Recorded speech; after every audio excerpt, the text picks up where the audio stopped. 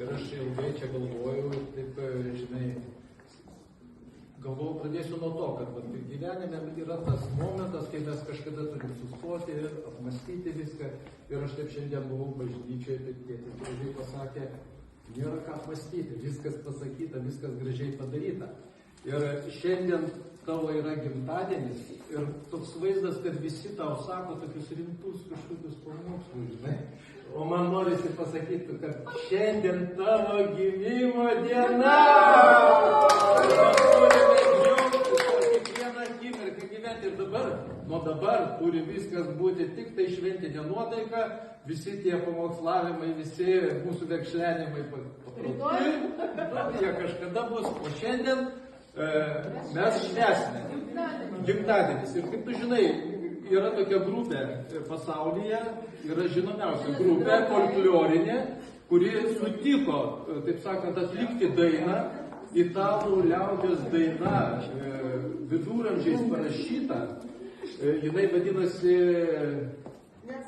Nesakyti? Nu, suprasi, kaip vadinasi, bet čia yra vienas ir paskutinis jo, tas toksai numeris, kurį mes atliksime.